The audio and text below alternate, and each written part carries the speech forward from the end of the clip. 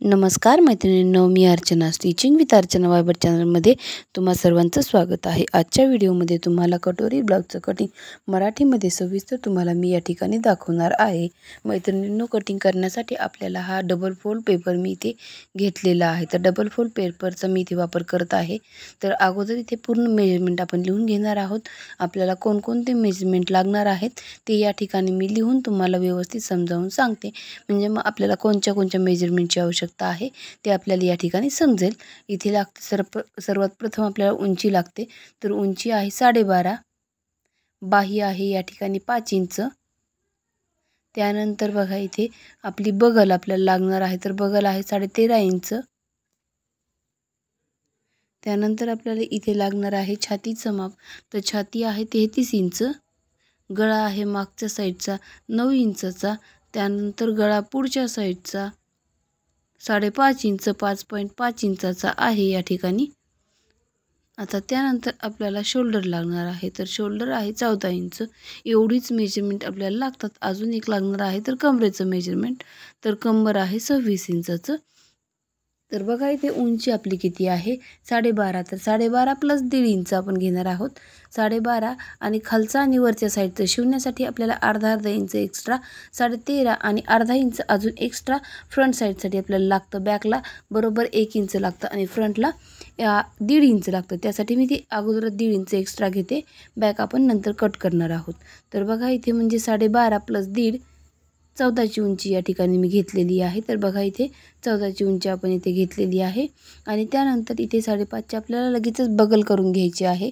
बगलीची खूण या ठिकाणी मी लगेच करून घेतलेली आहे आणि त्या जागेवरती आपल्याला मार्जिन मारून घ्यायची आहे। इथे बघा लाईन्स टाकून लगेचच मी इथे घेत आहे। या पद्धतीने लाईन टाकल्या म्हणजे आपल्याला मेजरमेंट काढायला अतिशय सोपं जातं। तर बघा इथे शोल्डरची आणि बगलीची लाईन आपण इथे काढून घेतलेली आहे। आता आपलं कंबर आहे 26 इंच, तर इथे कंबर मी लिहिलेलं नाही आहे, पण इथे कंबर आपलं 26 इंचाचं आहे। कंबर आहे 26 इंच, बघा 26 इंच आहे। तर या ठिकाणी कंबर जे 26 इंच आहे, तर 26चा चौथा भाग आपण काढणार आहोत। तर 26चा चौथा भाग आहे, अगोदर 26चा दुसरा भाग असतो 13 इंच, तर 13चा दुसरा भाग नंतर येईल 6.5 इंच। तर 6.5 मध्ये आपल्याला बघा इथे 6.5 इंचाची खूण केलेली आहे। 1 इंच घेणार आहोत टक्स पॉईंटसाठी आणि 2 इंच घेणार आहोत शिलाई मार्जिन, म्हणजे 6.5 मध्ये डिरेक्टली आपण 3 इंच वाढवलं तरीही चालतं। तर त्यानंतर बघा आता आपण घेणार आहोत छाती, तर छातीचं माप या ठिकाणी आपण घेऊ शकतो 33 इंच। छातीचाही चौथा भाग आपल्याला काढायचा आहे। 16.5 अर्ध येतं आणि त्याच्या अर्ध 8.25 येतं। तर 8.25 वरती खूण करून 2 इंच शिलाई मार्जिन मी इथे घेत आहे। तर या ठिकाणी मी 2 इंचाचं शिलाई मार्जिन घेतलेलं आहे। तर पहा मैत्रिणींनी, या ठिकाणी मी 2 इंच शिलाई मार्जिन घेतलेलं आहे। त्यानंतर इथे एक लाईन टाकून घेणार आहोत आपण आणि इथे बघा शोल्डर आपण घेणार आहोत। तर शोल्डर कसं घ्यायचं आहे, तर आपलं शोल्डर आहे 14 इंच, तर 14च्या अर्धा आपण करणार आहोत। तर बघा शोल्डर आहे 14 इंचाचं आणि 14च्या अर्धा आपल्याला या ठिकाणी करायचं आहे। तर 14च्या अर्धा इथं 7 इंच आणि 7 मध्ये आपल्याला 2 इंच मायनस करायचं आहे। तर मी इथे 2 इंच मायनस केल्यानंतर राहिलेलं आहे आपलं 5, तर 5 मधून आपला इथे मी 2.25चा गळा आणि 2.25 शोल्डर या पद्धतीने खुणा करून घेणार आहे। तर बघा इथे 2.25चा गळा मी बघा इथे गळा रुंदी आहे 2.25 2.2 आणि त्यानंतर 3.25चं शोल्डर मी इथे काढून घेणार आहे। तर बघा इथे दोन्ही मापे मी टाकून घेतलेली आहेत। गळा खोली आहे 5.5 म्हणजे 5.5 इंचाची गळा खोली आहे। आता इथे गळा आपल्याला आखून घ्यायचा आहे। या ठिकाणी सरळ एक लाईन टाकून घ्यायची अगोदर खालच्या साईडला आणि नंतर आपल्याला इथे बॉक्स बनवून घ्यायचा आहे। 5.5 इंचाचा बॉक्स बनवून घेतल्यानंतर बघा इथे गोल आकार टाकून घ्यायचा आहे। जर समोरचा गळा तुम्हाला वेगळा हवा असेल तर तुम्ही वेगळेही आकार टाकू शकता। जर गोल हवा असेल तर तुम्ही गोल आकार टाकू शकता मैत्रिणींनी या ठिकाणी। तर पहा आता त्यानंतर आपल्याला बगल आखायची आहे। तर इथे बगलेसाठी आपल्याला सरळ एक लाईन टाकून घ्यायची आहे। तर इथे मी एक सरळ लाईन टाकून घेत आहे। त्यानंतर 1 आणि 1.5च्या 2 खुणा करणार आहे। 1 अर्धा म्हणजे 1.5 या पद्धतीने 2 खुणा केलेल्या आहेत। वरच्यासाठी 2 आणि 2.5च्या 2 बगलीच्या खुणाही लगेचच मी करून घेत आहे या ठिकाणी। आता इथे 2.5 1 आणि ही या ठिकाणी 2ची जी मार्जिन आहे इथे आपल्याला बगलेचा आकार टाकून घ्यायचा आहे। फ्रंटचा टाकलेला आहे। आता बॅकचा 2 1.5 आणि 2 या पद्धतीने जोडून घेणार आहोत। तर बघा आता या ठिकाणी आपल्याला क्रॉसपट्टीचेही मापे टाकून घ्यायची आहेत। तर क्रॉसपट्टी इथे 4 आणि 3 ची टाकणार आहे। तर पहा या ठिकाणी 3 आणि या ठिकाणी 4। तर इथे आपल्याला अगोदर एक सरळ लाईन टाकून घ्यायची आहे जिथे आपण 3 इंचाचं खूण केलेली आहे तिथे, आणि 4 इंचावरती असा कर्व आकार द्यायचा आहे, म्हणजे आपोआप आपल्याला क्रॉसपट्टीचा आकार इथे मिळतो।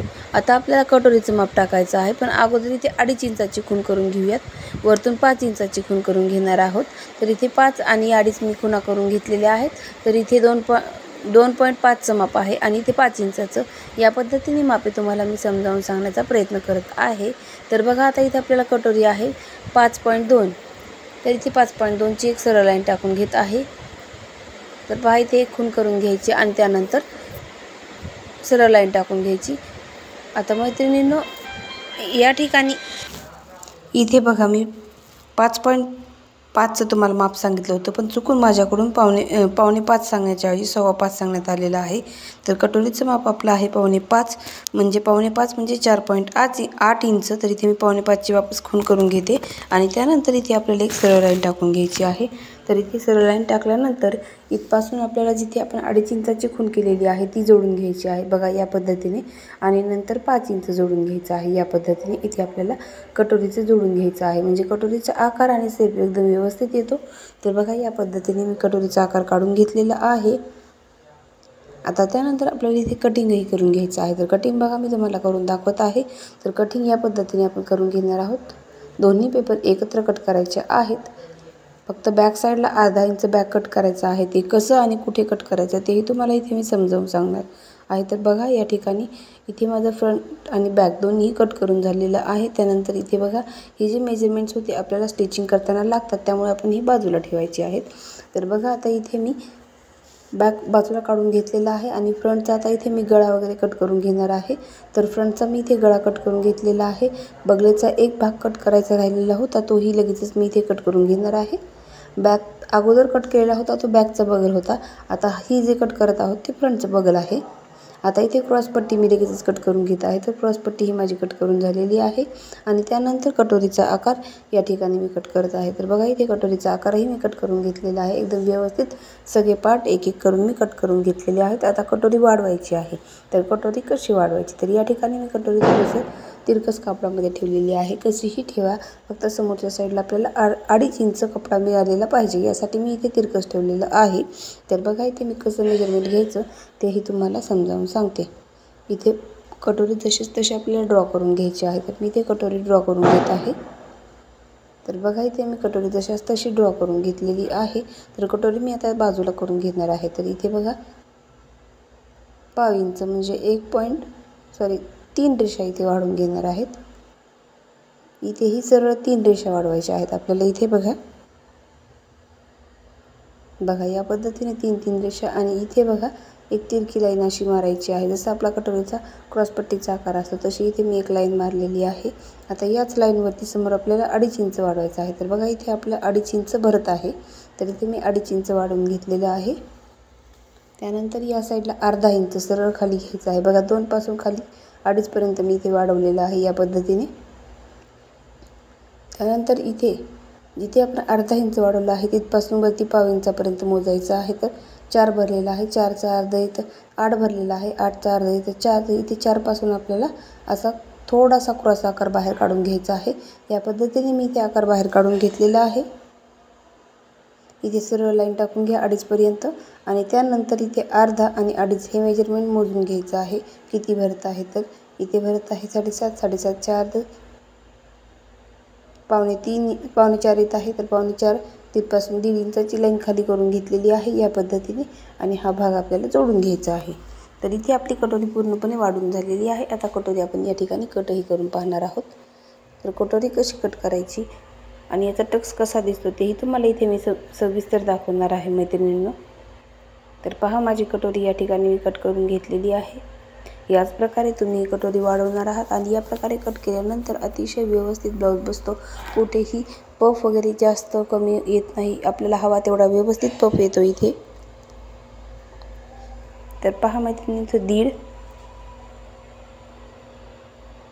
आणि या ठिकाणी 2.5 या पद्धतीने खुणा करून घेतल्यानंतर बघा तुम्ही असा जो आपण शिलाई टाकणार आहोत ते इथे मी फोल्ड करून घेतलेला आहे। बघा कटोरीचा शेप किती सुंदर आलेला आहे। या ठिकाणी माझा कटोरीचा शेप अतिशय सुंदर आलेला आहे। आता बॅक पार्ट आपण गळा काढून घेणार आहोत। तर इथे बघा अगोदर 2.25 इंचाची मी इथे खूण करून घेत आहे। 2.25 इंचाची मी खूण केलेली आहे। त्यानंतर गळा खोली आहे 9 इंच। तर इथे 9 इंचावरती मार्जिन करून एक सरळ लाईन टाकून घ्यायची आहे आणि उभी एक लाईन टाकून घेऊयात आपण या ठिकाणी। या पद्धतीने इथे उभी एक लाईन टाकून घेणार आहे आणि नंतर आपल्याला गळ्याचा गोल आकार देऊन घ्यायचा आहे। कस्टमरला इथे गोल गळा हवा होता त्यामुळे मी इथे गोल आकार करून घेतलेला आहे। तोही या ठिकाणी मी लगेचच कट करून घेत आहे। तर पहा इथे माझं कटिंग पूर्णपणे रेडी झालेलं आहे। आता या पद्धतीने पूर्ण भाग मी कट करून घेतलेले आहेत। आता राहिला प्रश्न अर्धा इंचाचा। आपली उंची होती 12.5 + 1 म्हणजे 13.5 आणि उंची इथे आहे 14 इंच। तर इथे अर्धा इंचाची खूण आपल्याला करून घ्यायची आहे आणि इथे सरळ लाईन टाकून अर्धा इंचाचा भाग जो आहे तो एक्स्ट्राचा तो कट करून घ्यायचा आहे। म्हणजे आपल्याला उंची बॅकला जेवढी हवी होती तेवढी आपल्याला इथे मिळालेली आहे। जास्त घ्यायची नाही अजिबात, आपल्याला जेवढी आपल्याला हवी आहे तेवढीच आपण या ठिकाणी घेत आहोत। तर पहा मैत्रिणींनो, माझा बॅकचा पार्टही अतिशय व्यवस्थित रेडी झालेला आहे। आणि फ्रंट बघा या ठिकाणी फ्रंटही या पद्धतीने माझा रेडी आहे। तर मैत्रिणींनो, बॅक आणि फ्रंट कशा पद्धतीने कटिंग करायचं ते सविस्तर मी तुम्हाला या ठिकाणी दाखवलेलं आहे। बाही कटिंगचाही व्हिडिओ माझा झालेला आहे, तोही एकदा पाहून घ्या। श्री स्वामी समर्थ।